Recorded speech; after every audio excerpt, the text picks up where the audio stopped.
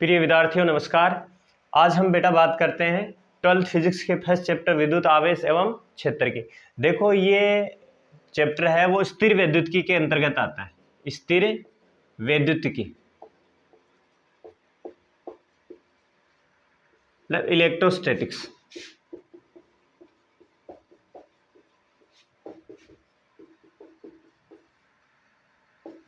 ध्यान से देखना, इलेक्ट्रो का मतलब होता है चार्ज यानी आवेश, और स्टैटिक्स का मतलब होता है एट रेस्ट मतलब रुका हुआ आवेश, और एट रेस्ट का मतलब रुका हुआ, यानी भौतिक विज्ञान की वह शाखा जिसके अंतर्गत हम रुके हुए आवेश के बारे में अध्ययन करते हैं क्या कहलाती है? स्थिर वैद्युतिकी कहलाती है। मतलब जो दो अगर आवेश रुका हुआ है तो उन आवेशों के बीच में बल या रुका हुआ आवेश कौन सा क्षेत्र उत्पन्न करता है, इन सब के बारे में हम इस चैप्टर के अंदर पढ़ने वाले हैं।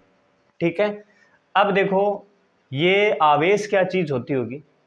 विद्युत आवेश। सबसे पहले हम जानेंगे विद्युत आवेश क्या होता होगा। विद्युत आवेश यानी इलेक्ट्रिक चार्ज।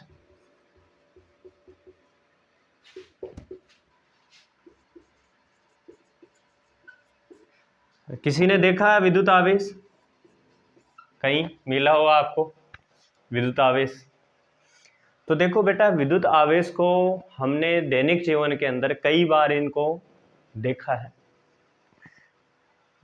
अगर आप सूखे बालों के अंदर कंघी करते हो तो आपने देखा होगा कि बालों से बाल है वो कंघी से चिपकते हैं। या फिर एक प्लास्टिक की स्केल ले लो, प्लास्टिक की स्केल को सूखे बालों से रगड़ा, कुछ समय रगड़ने के बाद में अगर कागज के छोटे छोटे टुकड़े करके और उस स्केल के पास लेके जाओगे, छोटे छोटे पेपर पीस, तो आप देखोगे कि ये जो कागज के टुकड़े हैं वो इस स्केल से क्या है, ऐसे उठ उठ के चिपकने लगते हैं। ठीक है, या सर्दियों के दिनों में हम ऊनी कपड़े पहनते हैं तो कपड़े पहनते या उतारते समय क्या होता है, कुछ चटचटकी सी आवाज आती है या चिंगारी सी भी उत्पन्न होती है। अगर कमरे में बहुत ज्यादा अंधेरा है तो आप देखना स्टार से चमकते हुए दिखाई देते हैं। तो वो क्यों होता है ऐसा?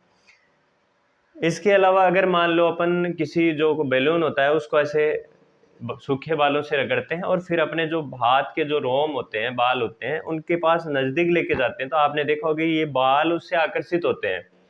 तो ऐसा भी, ये सभी घटनाएं हैं वो विद्युत आवेश की होती है। तो विद्युत आवेश हम वैसे फिजिकली तो नहीं देख सकते, लेकिन हम इसको महसूस कर सकते हैं। देखो, तो विद्युत आवेश एक वस्तु का गुण होता है। अगर अपन इसको डिफाइन करें तो क्या कहेंगे? विद्युत आवेश क्या होता है? एक वस्तु का गुण होता है। अब जैसे गुण का मतलब, जैसे कोई अच्छा खिलाड़ी है, अब अच्छा खिलाड़ी कोई व्यक्ति तो अच्छा खिलाड़ी है ना, एक व्यक्ति का गुण है। वह अच्छा पढ़ने में बहुत होशियार है, तो पढ़ने में होशियार एक अच्छा विद्यार्थी है, तो विद्यार्थी है वो ही पढ़ने में होशियार है, पढ़ने में होशियार है, ये थोड़ी है। एक विद्यार्थी की होशियार होना क्या है? एक प्रॉपर्टी है।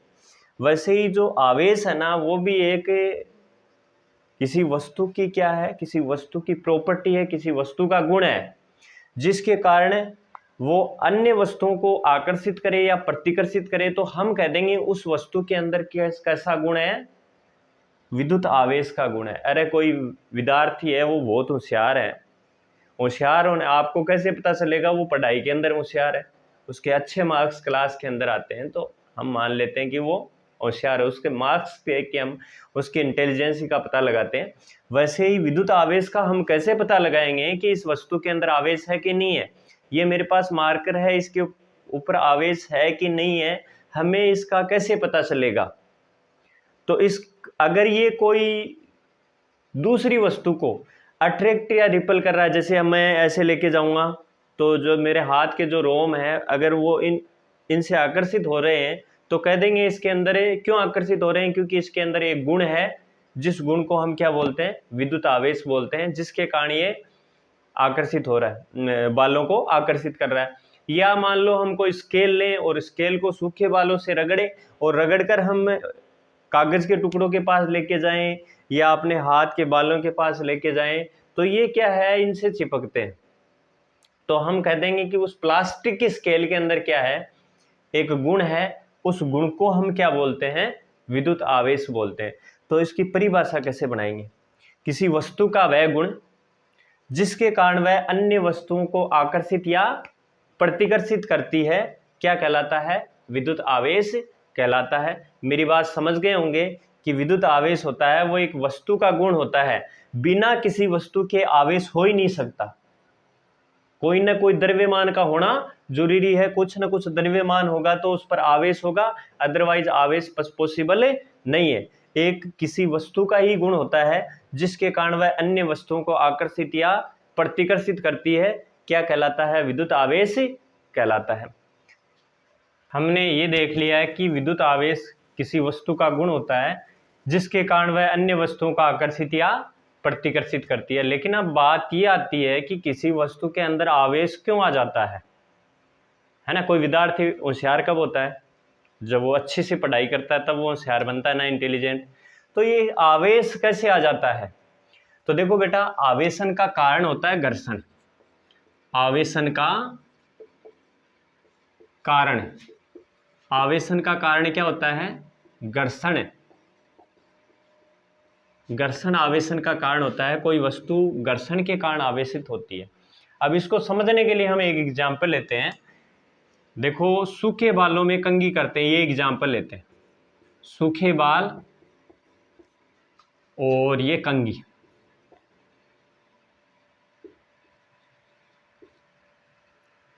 जो प्लास्टिक की कंघी है,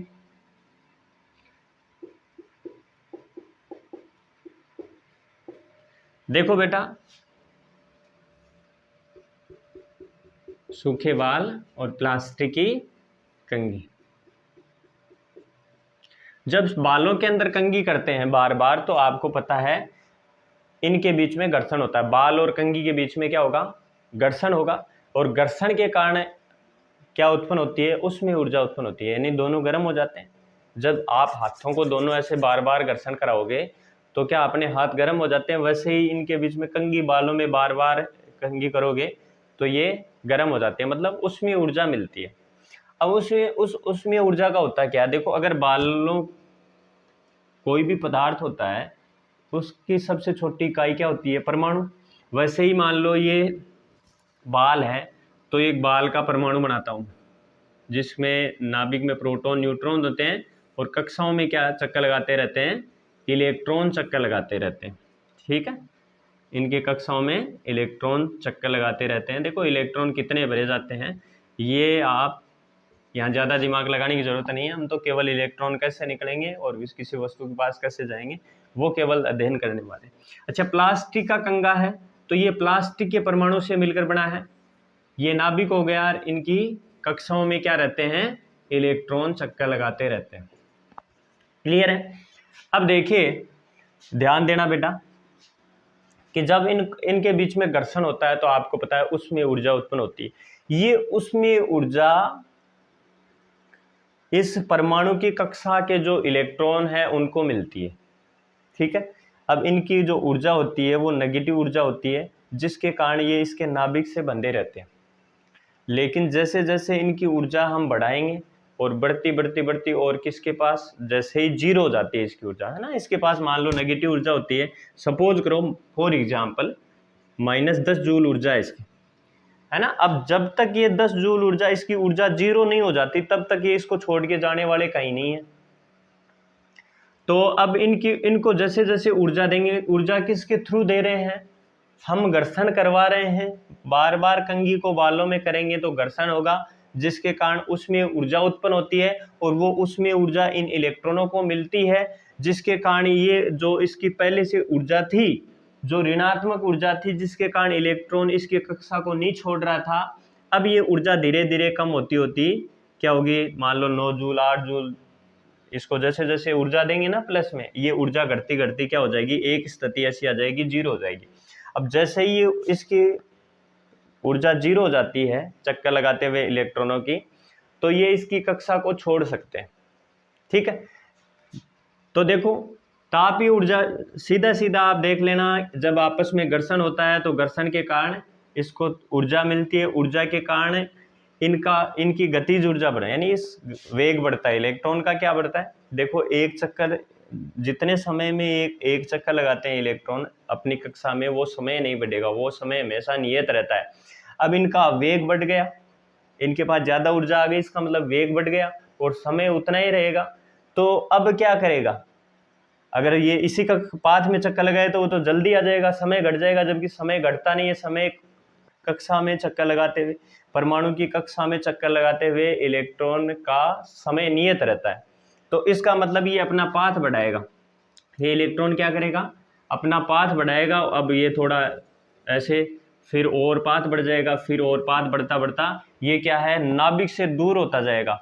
और नाभिक से दूर होता जाएगा तो एक स्थिति ऐसी आएगी कि इसकी नाभिक को छोड़ के चला जाएगा। इसके बीच में इलेक्ट्रॉन और इनके बीच में एक स्थिर विद्युत बल लगता है, जो आगे पढ़ोगे, वो धीरे धीरे कमजोर पड़ता जाएगा और एक स्थिति ये आएगी कि इन इलेक्ट्रॉन की ऊर्जा 0 हो जाती है, उसके बाद में इसकी कक्षा को छोड़ देगा। अब मान लो सूखे बालों के परमाणु से इलेक्ट्रॉन निकल गया, अब ये इलेक्ट्रॉन जाएगा कहाँ, जिससे आप घर्षण करवा रहे हो उस वस्तु के अंदर जाएगा, तो यहाँ कंघी के अंदर, तो ये इलेक्ट्रॉन इसमें से तो निकलेगा और किसके पास चला जाएगा, कंघी के पास इलेक्ट्रॉन चला जाएगा, जिसकी वजह से जो सूखे बाल है उसमें इलेक्ट्रॉन की कमी हो जाएगी और प्लास्टिक की कंघी के पास इलेक्ट्रॉन की अधिकता हो जाएगी, है ना। अब ये तो एक इलेक्ट्रॉन की बात करिए, बहुत सारे इलेक्ट्रॉन तापीय ऊर्जा ग्रहण करके एक वस्तु से निकलते हैं, यानी यहाँ सूखे बालों से निकलेंगे और प्लास्टिक के कंघी के पास चले जाएंगे। तो सूखे बालों के पास इलेक्ट्रॉन की कमी होती जाएगी और प्लास्टिक की कंघी के पास इलेक्ट्रॉनों की अधिकता होती जाएगी। अब देखो सपोज करो कि इनसे 100 इलेक्ट्रॉन निकले, तो इनमें तो 100 इलेक्ट्रॉनों की कमी हो गई और इनके अंदर 100 इलेक्ट्रॉनों की अधिकता हो गई। तो जिस वस्तु से इलेक्ट्रॉन निकलते हैं ना, जिन वस्तु में इलेक्ट्रॉनों की कमी होती है वो हमें क्या हो जाती है, धनावेशित, और जिन वस्तु के पास इलेक्ट्रॉनों की अधिकता होती है वो क्या हो जाती है, ऋणावेशित। देखो इस बात को समझो, जैसे आपने बाल और कंघी का एग्जाम्पल लिया है, अब मैं आपको बताऊं कि इनमें से पहले देखो जब कोई आवेश नहीं था तब आपको पता है कि इनमें प्रोटॉन और इलेक्ट्रॉनों की संख्या बराबर होती है ना, प्रोटॉन और इलेक्ट्रॉनों की संख्या बराबर होती है। प्रोटॉन पर प्लस आवेश होता है और इलेक्ट्रॉन पर माइनस आवेश होता है। अब जिनके इनसे इलेक्ट्रॉन घट जाएंगे, भाई बालों के पास पहले मान लो सपोज करो 10,000 प्रोटॉन थे एग्जाम्पल, और 10,000 ही इलेक्ट्रॉन थे, प्रोटॉन भी 10,000 थे और इलेक्ट्रॉन भी 10,000 थे जब ये उदासीन थी।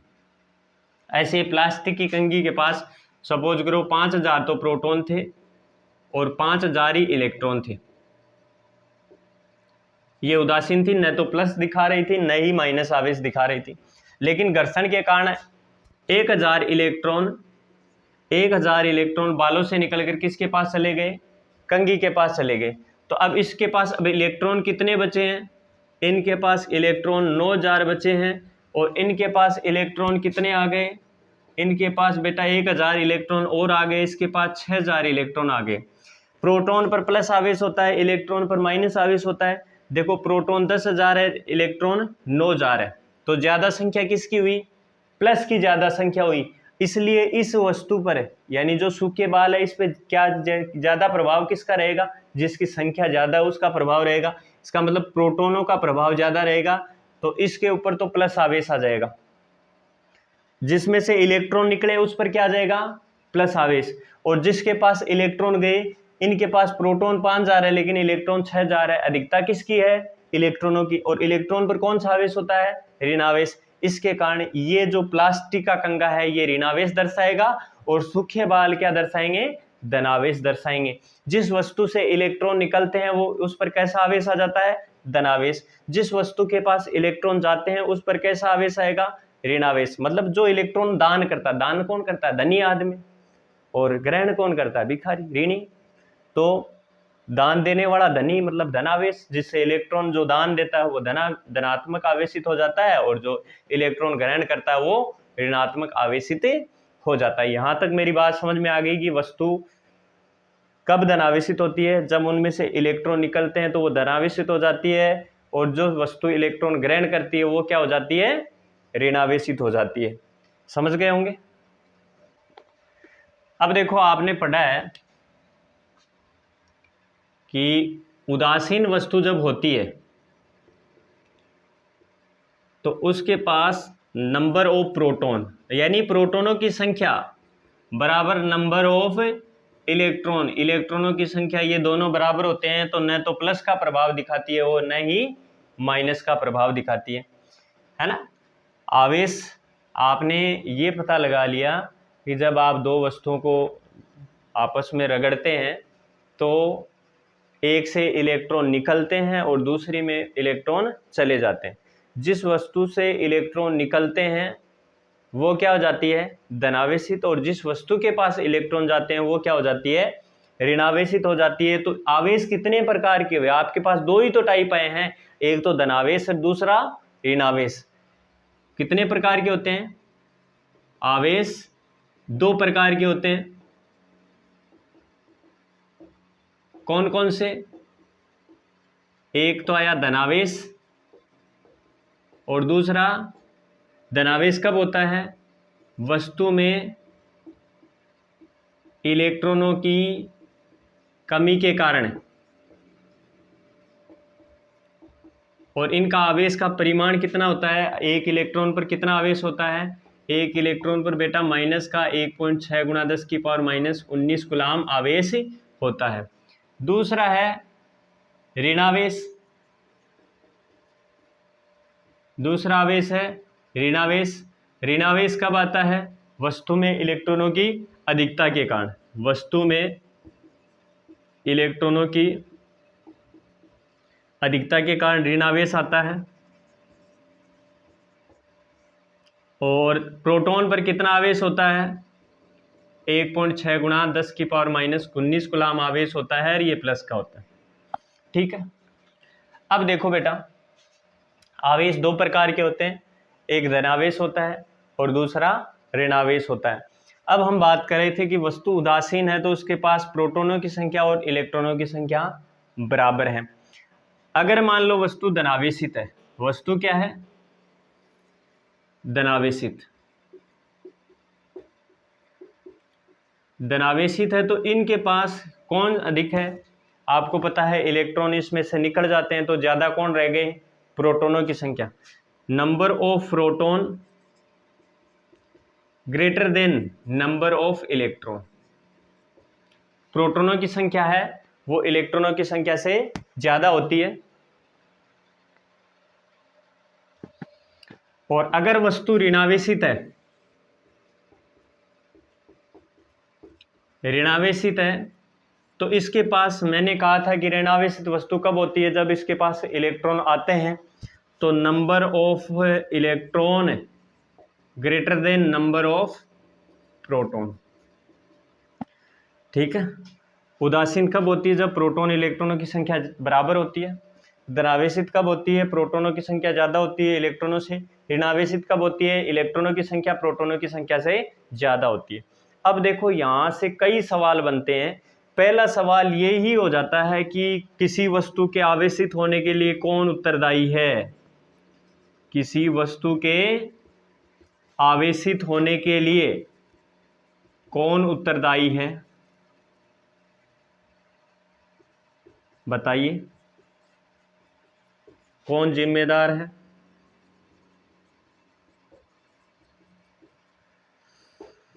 तो आपने देखा कि वस्तु के अंदर प्रोटॉन अपनी जगह से बिल्कुल नहीं हिल रहे थे, केवल इलेक्ट्रॉन वस्तु से निकल गया, धनावेशित हो गई, वस्तु में आ गया, ऋणावेशित हो गई। तो कौन जिम्मेदार है? वस्तु धनावेशित हो रही है तो भी इलेक्ट्रॉन जिम्मेदार है, और वस्तु ऋणावेशित हो रही है तो भी इलेक्ट्रॉन जिम्मेदार है। तो किसी वस्तु के आवेशित होने के लिए केवल कौन उत्तरदायी है? इलेक्ट्रॉन ही उत्तरदायी है। सवाल अगला ये पूछ ले कि इलेक्ट्रॉन ही क्यों उत्तरदायी है? वस्तु के आवेशित होने के लिए केवल इलेक्ट्रॉन ही जिम्मेदार क्यों है? प्रोटॉन क्यों नहीं है? तो आप इसका जवाब दोगे कि सर जो इलेक्ट्रॉन है वो कक्षाओं में पाया जाता है, जबकि प्रोटॉन नाभिक में पाया जाता है, और नाभिक की ये बल होता है वो प्रकृति का सबसे प्रबलतम बल होता है। तो प्रोटॉन प्रकृति के सबसे प्रबलतम बल है, नाभिक के बल से बंधा रहता है, इसलिए प्रोटॉन को निकालना इलेक्ट्रॉन की तुलना में बहुत मुश्किल होता है, जबकि इलेक्ट्रॉन कक्षाओं में होता है तो इसको निकालने के लिए कम ऊर्जा की आवश्यकता होती है, इसलिए इलेक्ट्रॉन पहले निकल जाता है। तो केवल इलेक्ट्रॉन ही उत्तरदायी होता है, प्रोटॉन नहीं होता है। अच्छा, अब ये सवाल और पूछा जा सकता है कि कोई वस्तु जब धनावेशित होती है तो उसके द्रव्यमान में कोई परिवर्तन होगा क्या? ऋणावेशित होती है तो उसके द्रव्यमान में परिवर्तन होगा, अगर परिवर्तन होगा तो कितना होगा?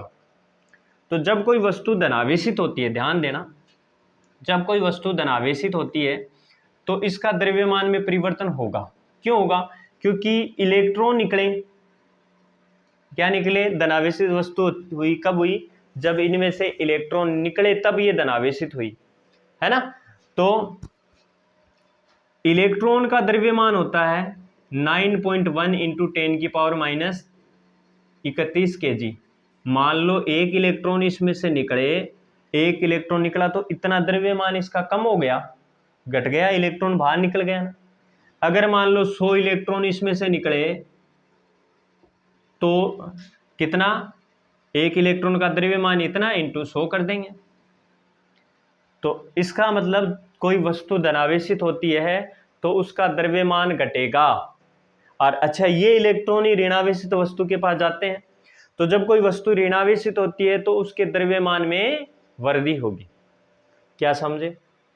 जब कोई वस्तु धनावेशित होती है, आपको पता है धनावेशित तब होती है जब उनमें से इलेक्ट्रॉन निकलते हैं, और इलेक्ट्रॉन का द्रव्यमान होता है, इसका मतलब जब इनमें से इलेक्ट्रॉन निकलेंगे तो कुछ द्रव्यमान इसका घटता जा रहा है।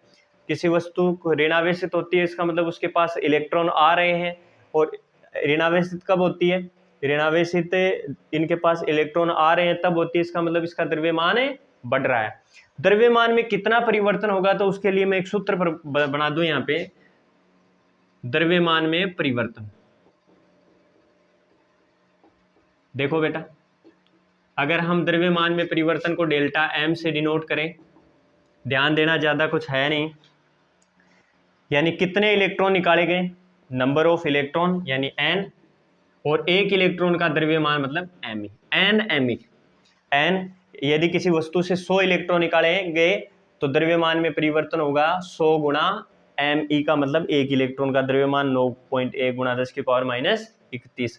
तो धनावेशित हो रही है वस्तु से इलेक्ट्रॉन निकाले गए तो ये द्रव्यमान में इतनी कमी हो जाएगी, और वस्तु ऋणावेशित हो रही है तो द्रव्यमान में उतनी वृद्धि हो जाएगी। ऋणावेशित के लिए क्या आएगा? किसी वस्तु को 100 इलेक्ट्रॉन दिए गए तो उसके द्रव्यमान में कितना परिवर्तन होगा? तो आप कहोगे उसके द्रव्यमान में वृद्धि होगी। कितनी होगी? 100 गुणा एक इलेक्ट्रॉन का द्रव्यमान होता है 9.1 गुणा 10⁻31। तो आप ज्यादा यही ध्यान रखोगे कि कोई वस्तु धनावेशित होती है उसका द्रव्यमान घटेगा, ऋणावेशित होती है तो उसका द्रव्यमान बढ़ेगा, और कितना परिवर्तन होगा तो उसके लिए सूत्र याद रख लेना, delta M is equal to N into M E. N है वस्तु को दिए गए या निकाले गए इलेक्ट्रॉनों की संख्या, और एम ही है एक इलेक्ट्रॉन का द्रव्यमान। अच्छा, अब नेक्स्ट बात ये आती है कि मैंने एग्जाम्पल लिया सूखे बाल और प्लास्टिक की कंघी का। मैंने सूखे बालों में से इलेक्ट्रॉन निकाल कर और ये कहा प्लास्टिक की कंघी में आ जाते हैं। तो सवाल ये आता है कि सूखे बालों से ही इलेक्ट्रॉन क्यों निकले, प्लास्टिक की कंघी में से क्यों नहीं निकलेंगे? तो ये बात डिपेंड करती है बेटा वस्तु के कार्यफलन पर। किस पे डिपेंड करती है? वस्तु के कार्यफलन पर। इसके बारे में भी चर्चा करते हैं। तो देखो,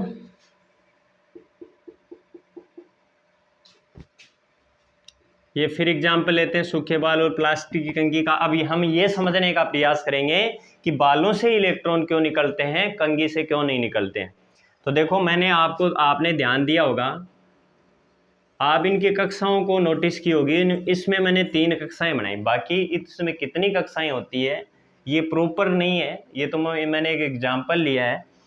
और इसके अंदर आप मैंने 2 ही कक्षाएं बनाई, करेक्ट। और इन कक्षाओं में क्या रहते हैं, इलेक्ट्रॉन चक्कर लगाते रहते हैं, ठीक है, इनमें भी इलेक्ट्रॉन चक्कर लगाते रहते हैं। अब देखो बेटा, इनमें से मैंने इलेक्ट्रॉन निकाला, इसके पास इलेक्ट्रॉन गए, तो ये बात करती है वस्तु के कार्यफलन पर निर्भर।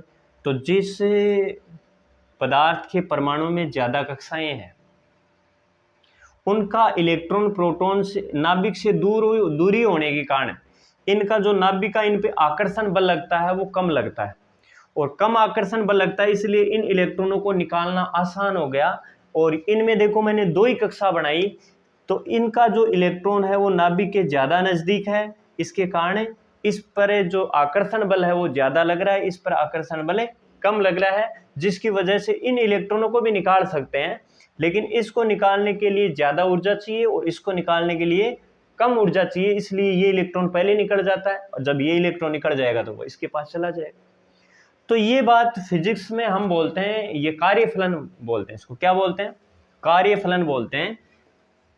कार्यफलन यानी किसी वस्तु, कार्यफलन हो क्या होता है, किसी वस्तु में से इलेक्ट्रॉन निकालने के लिए आवश्यक न्यूनतम ऊर्जा की मात्रा को वस्तु का कार्यफलन कहते हैं। किसी वस्तु में से इलेक्ट्रॉन बाहर निकालने के लिए आवश्यक न्यूनतम ऊर्जा की मात्रा, वस्तु से इलेक्ट्रॉन निकालने के लिए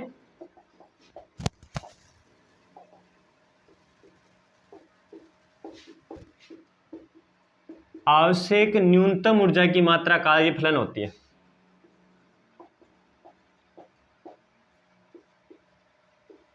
न्यूनतम ऊर्जा की मात्रा यानी कम से कम जो ऊर्जा चाहिए उस ऊर्जा को ही हम कार्यफलन बोलते हैं।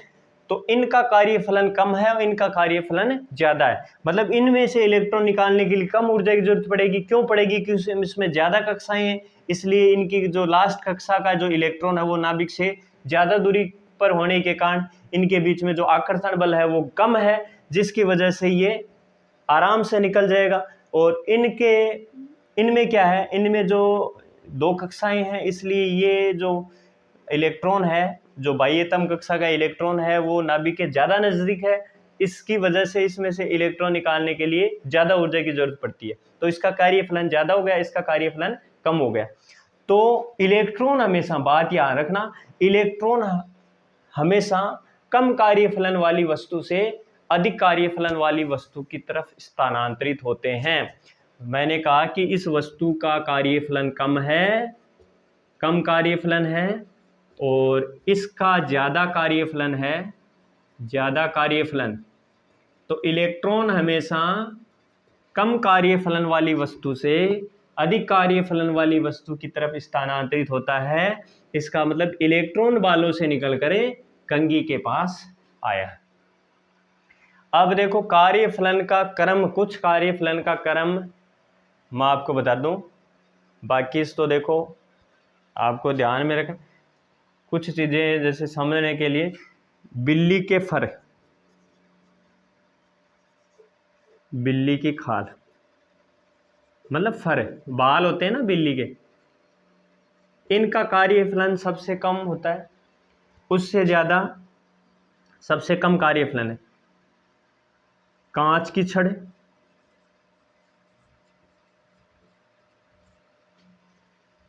सूती कपड़ा,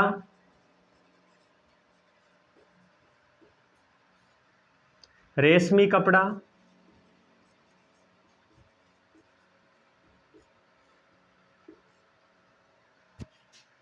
रबर, धातुएं, एबोनाइट। देखो बेटा, अब हम समझते हैं, अगर आप कांच की छड़ को बिल्ली की खाल से रगड़ोगे तो कम कार्यफलन किसका है, कांच की छड़ का, सॉरी बिल्ली की खाल का। ज्यादा कार्यफलन किसका है, कांच की छड़ का ज्यादा है और बिल्ली की खाल का कम है। आपस में घर्षण करवाया, कांच की छड़ लेके हम बिल्ली के बालों से रगड़ते हैं तो किस में से इलेक्ट्रॉन निकलेंगे, यहाँ देखो कम कार्यफलन वाली वस्तु से ज्यादा कार्यफलन वाली वस्तु के पास इलेक्ट्रॉन जाएंगे, तो बिल्ली की खाल में से इलेक्ट्रॉन निकल के कांच की छड़ पर चले जाएंगे।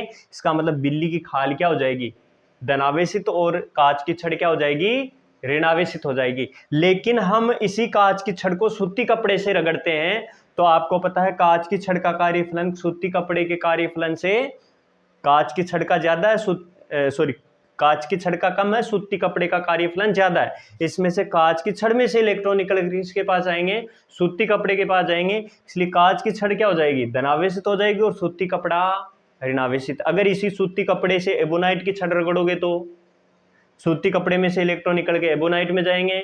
इसका मतलब सूती कपड़ा धनावेशित, और एबोनाइट की छड़ क्या हो जाएगी, ऋणावेशित हो जाएगी।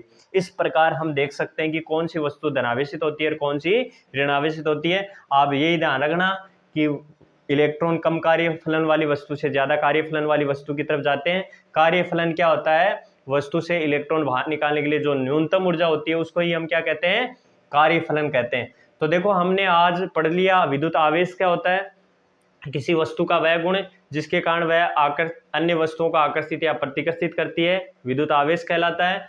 फिर आपने पढ़ लिया कि आवेश कितने प्रकार के होते हैं, तो आपके पास सामने है 2 प्रकार के होते हैं, एक धनावेश और एक ऋणावेश। अब तीसरी बात आपने पढ़ा इनका कारण क्या है किसी वस्तु के आवेशित होने का, तो किसी वस्तु के आवेशित होने का कारण है घर्षण, है ना। घर्षण के कारण एक वस्तु से इलेक्ट्रॉन निकल जाते हैं, दूसरी वस्तु में चले जाते हैं। जिस वस्तु से इलेक्ट्रॉन निकलते हैं वो धनावेशित हो जाती है, जिस वस्तु के पास इलेक्ट्रॉन जाते हैं वो ऋणावेशित होती जाती है। इसका मतलब है किसी वस्तु के आवेशित होने के लिए केवल इलेक्ट्रॉन उत्तरदायी होता है। उसके बाद में हमने कुछ द्रव्यमान की बात करी, वस्तु में से इलेक्ट्रॉन निकलते हैं, इसका मतलब इलेक्ट्रॉनों की कमी होती है। इलेक्ट्रॉन का द्रव्यमान 9.1 × 10⁻³ होता है। इसका मतलब वस्तु धनावेशित होती है तो द्रव्यमान घटेगा, और ऋणावेशित होती है तो द्रव्यमान बढ़ेगा। उसके बाद में इलेक्ट्रॉन कम कार्यफलन वाली वस्तु से ज्यादा कार्यफलन वाली वस्तु की तरफ स्थानांतरित होते हैं। तो आज हमने आवेश के बारे में कुछ पढ़ा। अब हम जो नेक्स्ट क्लास है उसके अंदर इनके गुण धर्म और इनके आवेशन की विधियों के बारे में चर्चा करेंगे। धन्यवाद।